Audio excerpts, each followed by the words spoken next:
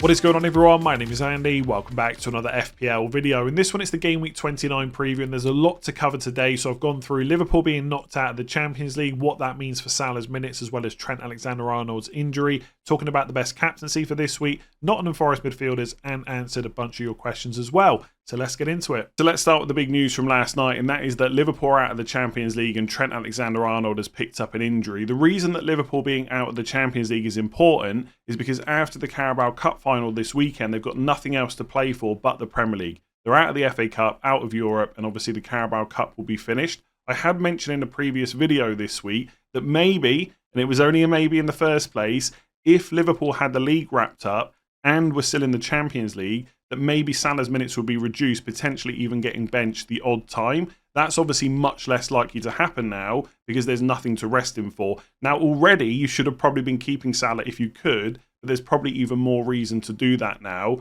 I will say, I still think a reduction in his minutes slightly is possible because once the league is done, Slot might want to give other players a chance as well. But because he's going for the records and because there's nothing else to rest him for, I'm not sure it's worth taking that chance.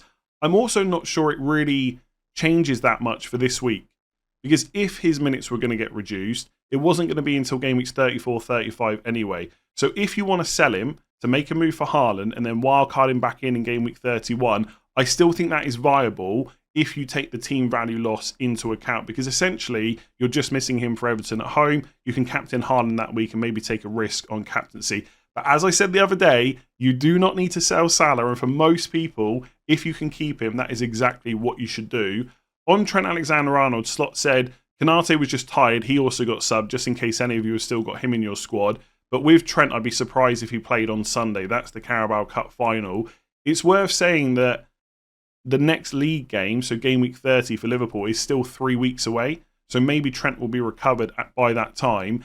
I thought it looked like an ankle injury at first, but a lot of people are saying it's his knee. If that's the case, he could be out for longer than the 3 weeks. Slot is quite open, so we'll find out in the press conference how long Trent might be out for. But I would suggest for most people, he probably now becomes sellable. And if that lets you fund a move for Haaland, happy days, right? Lots of people are going to play things a little bit differently. Also worth noting, if you've got Trent and he's going to be out for 30 and you free hit this week, you're coming back to a team that's got an injured Trent that you'll have to deal with. So take all these things into account. But I know I say this a lot of weeks, if you can, don't make early transfers. There's a lot more information to come this week. We'll get an update from Slot on Friday. Try and delay any decisions, wildcard, free hit, transfers until Friday if you can. So let's talk about captaincy for game week 29, and it will come as no surprise that on paper I think Erling Haaland is the best option this week against Brighton at home. Yes, Brighton have been playing well recently. They will make it difficult, but ultimately I think Haaland will get enough chances, and no matter how well he has or hasn't been doing recently, I'd always back him at home in a fixture like this. I also think that people are starting to underestimate how good the guy is. It's not his best season in a Man City shirt, far from it. He still scored 20 goals already. That's more than the great Chris Wood. And remember, we're not talking about value for money here. I'll discuss whether Haaland is essential later on. But for captaincy this week only, I would put Haaland at the front of the list. With double the goal threat that Chris Wood has, even with a worse fixture, he's also at home. Haaland would be the number one. The next in line, I think, are all quite close. And that is Chris Wood, Bruno Fernandes, and then Justin Kluivert from Bournemouth. Wood has got Ipswich away, Fernandes is Leicester away, and Kluivert is Brentford at home. The best defence of those three teams is Brentford, but it's also a home game. Fernandes and Wood have got to go away from home. Kluivert's been playing well recently. Bournemouth is attack I would definitely back. The underlying numbers for Kluivert are nothing to get too excited about, but you could say the same thing about both Bruno and Chris Wood. I like Kluivert quite a lot, and I'm almost certainly going to have him in my team one way or another this week. But I think I would just go for the fixture play and the fact that Wood's playing Ipswich and Fernandes is playing Leicester. Between those two, I find it really difficult to split them. I've got it wrong so many times this season on Chris Wood. I'm almost afraid to back against him. I think with Fernandes probably playing a bit deeper at the moment, that probably would push me towards Chris Wood slightly. But it's really close. If you're sat there thinking, I don't really want to captain Wood, he's going to be so highly owned, I want to go against him, I think that's a fine play this week. And so to go for Fernandes or maybe a Kluivert instead is where I would be looking. So for me, it would be one of those four. If I've got Haaland, 100% the captain's armband is on him. If I don't have him and I've got Wood, Fernandes and Kluivert, it's a more difficult decision. I think I'd probably go for Chris Wood as the best, but I don't think he's so good that you can't back against that ownership, and I would be tempted to do that with either Bruno or Kluivert. I've also got like Evan Nilsson at home to Brentford, Beto at home to West Ham on the list, but I just don't think you should be considering those kind of players for captaincy. Mbeumo's been great this season, but it's Bournemouth away. There's lots of other players you could consider, but for me there's a top four and a clear top four, and that is Haaland, Wood, Fernandes and Kluivert. Not necessarily in that order, but close enough. So a few people have said that I've not talked about Nottingham Forest midfielders enough this week, so I'm going to give them some airtime right now. You've got Gibbs White at 6.5 million, Elanga at 5.3 and Hudson-Odoi at 5.2. I'll be honest, as you've probably seen when I've spoken about Chris Wood in other videos, I struggle with Forest attackers quite a lot because as someone that bases a lot of their decisions around underlying numbers, stats and stuff like that, the Forest numbers are just pretty rubbish. And Forest fans, this is not an attack on you, right? I think it's great you are where you are in the league. And I hope you go and get a Champions League spot. And a big reason for you being in that position is because your defence has been genuinely great this season. But the attack is also massively overperformed. You look at Hudson-Odoi at XG per 90, 0.11. Like, that is pretty terrible for an attacker. To put it into perspective, Munoz, who's listed as a defender, I know he plays in an attacking role, but he's 0.16. But Hudson-Odoi 0.11. I just can't get behind that. The price is nice, 5.2 million. And as a short-term punt against Ipswich away, I don't mind it. But the idea of holding Forest midfielders for a long time, I'm not really sure the fixtures are good enough when you combine them with their underlying numbers. I will give you this, though. Right now, a lot of people aren't keen on Semenyo. Most people probably don't want to go for an Arsenal midfielder because of minutes concerns and stuff like that. At least you know these three are going to play. And the fixtures are not terrible. I'm just not convinced they're going to score a huge amount of points in the long run. On wildcard, I don't mind them on bench boost in 32. Don't mind them on free hit for Ipswich away as a fixture play. But generally, as a long-term purchase, I'm not really convinced by any of them. In terms of the most nailed, it's probably Gibbs White. In terms of the next in line for minutes, it looks like it's Hudson-Odoi. Elanga does often play 90 minutes, but can also get subbed early. That seems to happen less with Hudson-Odoi, but Gibbs White and Elanga's numbers are better. If I was picking one this week on free hit and money was no issue, I would just take Gibbs White. He's the most secure.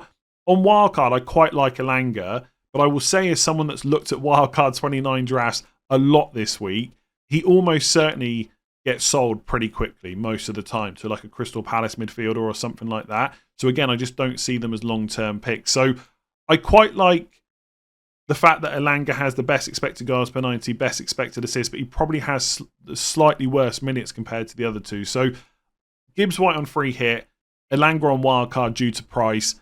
Long term, I'm just not seeing it with any of them. If you really want an attack, you should probably just go and get Chris Wood, who's on penalties. So let's get into some of your questions. Are accumulated free transfers kept after free hit now? Yes, this is a new rule that was implemented this season. Any transfers you've got the week that you free hit will still be there the week after, up to 5. So if, for example, right now you're sitting there with 3 free transfers and you free hit in game week 29, you'll have 3 free transfers in game week 30. You don't gain a transfer the week you use the chip, but you don't lose any either. And the same applies for wildcard. So if you've got 3 free transfers right now and you wildcard in game week 29, you'll have 3 free transfers in game week 30. So how many players is the minimum that's okay to field this week if you're not on free hit? Now, as always in blank game weeks, the quality of the players you've got is also important. It's not just about the number. So as an example for my team, I currently have 9 playing players, but I would argue that Anderson, Greaves, Wanyeri and Utara aren't that great.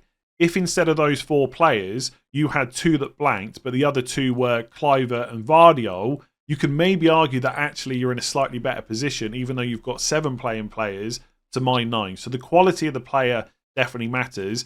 I still stand by what I said last week.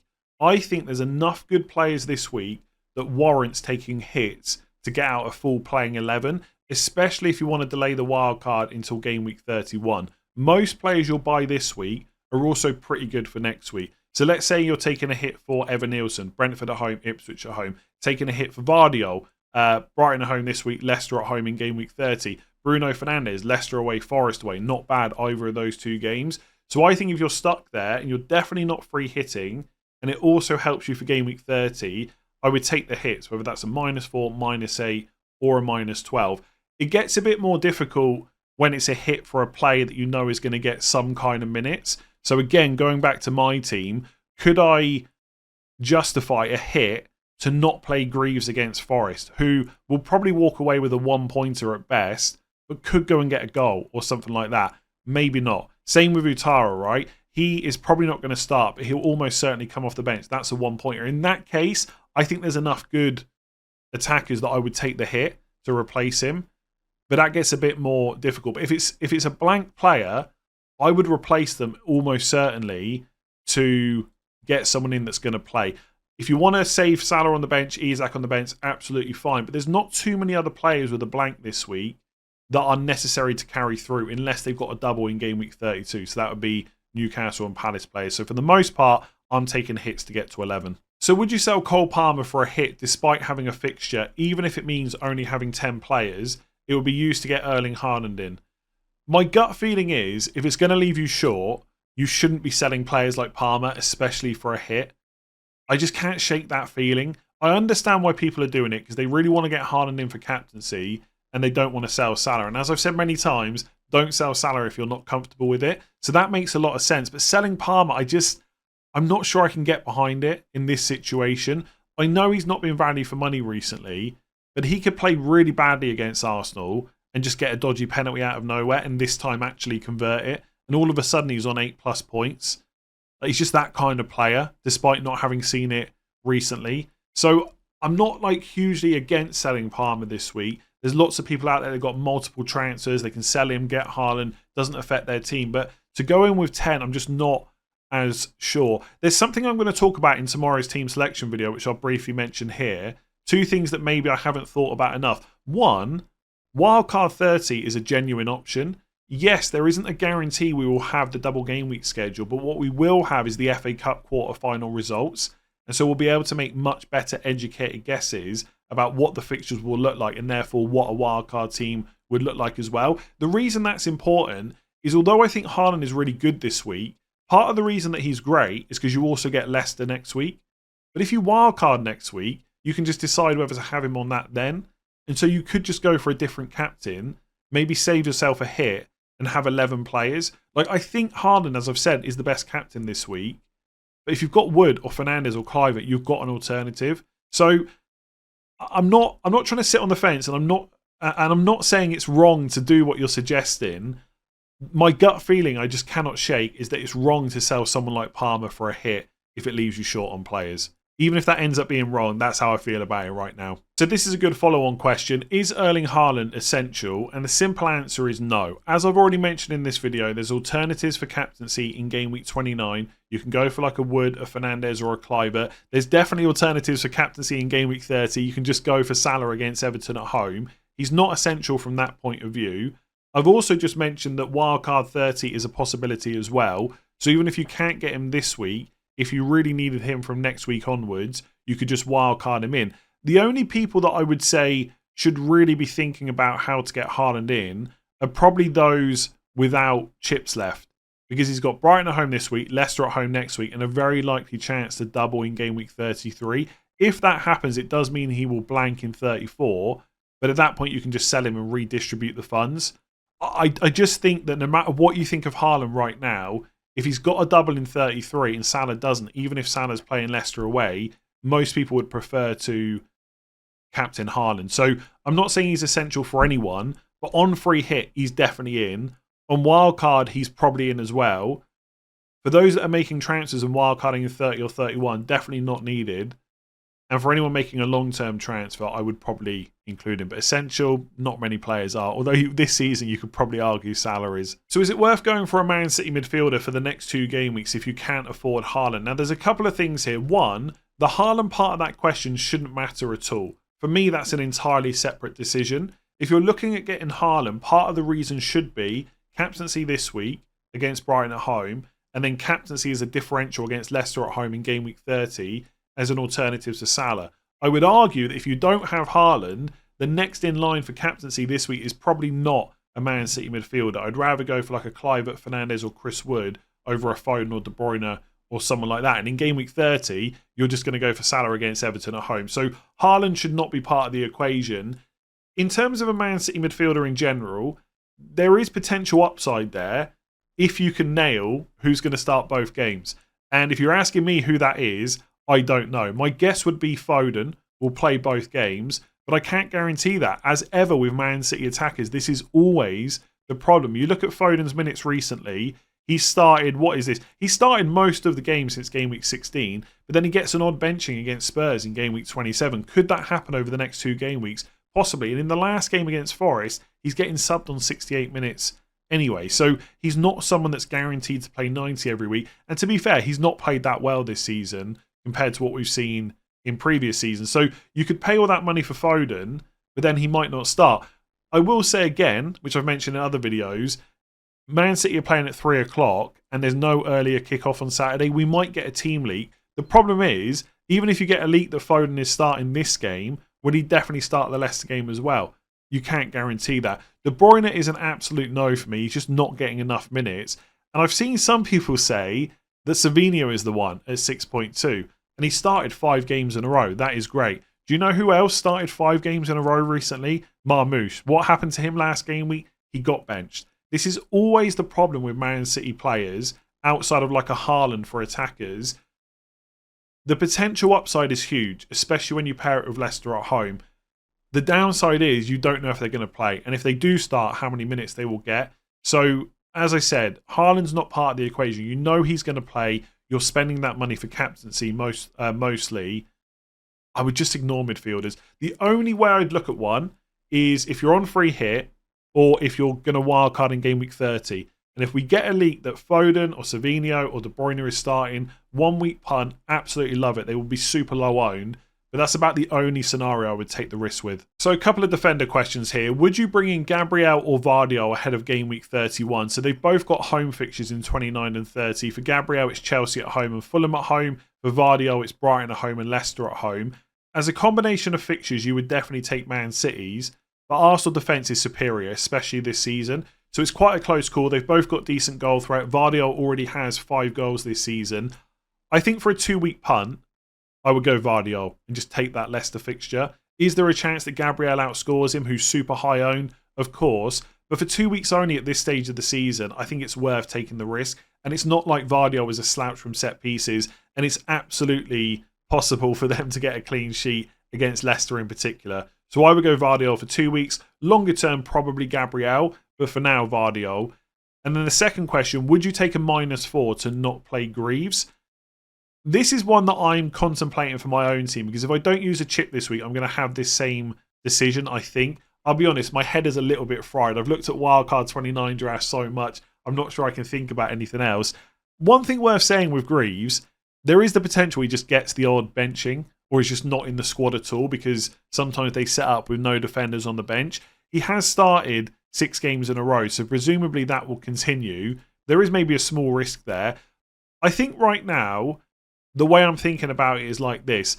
If the -4 is for an attacker and that lets you bench Greaves so you can play like 3-4-3, 3-5-2, I really like that. I would just take the risk because the chances of Ipswich getting a clean sheet against Forest, despite how their attackers overperform that I mentioned earlier, I don't think it's that likely because the Ipswich defence is just not very good. So for an attacker, I would definitely do it. If it's for a defender, I find it a bit trickier because you're really relying on the clean sheet because yes, Gabriel, Gvardiol, etc. can go and get you attacking returns, but it's not as likely as with an actual attacker. I don't know. I think if it's to buy someone like Gvardiol, maybe I would, especially if you're completely locked in on wildcard 31. But if you think there's a chance you might pivot to 30 wildcard, I'd maybe just play him and hope for the best. A 1-pointer. Because even if he does just get a 1-pointer, that's 5 points with a hit. Your defender has to get a clean sheet or an attack and return. Yeah, like I said, my head is a bit fried. That's kind of where I'm at right now. I may have changed my mind by the deadline. I think if it's for an attacker, I would take the risk because attackers probably got more chance of going to get you a double-digit haul. If it's for a defender, I'd be less sure unless it's like a big hitter like Gvardiol and you're absolutely sure you're going to wildcard in 31. Hopefully that helps. If it did, make sure to give the video a like. Hit that subscribe button if you haven't done so already and you've been enjoying all the content this season. I'll be back tomorrow with team selection, my updated wildcard 29 drafts. I'm not completely locked in, but I'm giving it a lot of thought. Final thoughts on Friday, deadline stream on Saturday. Slightly later deadline on Saturday, by the way. It's 1:30 UK time. I'll leave it there. Thanks for watching. Catch you soon.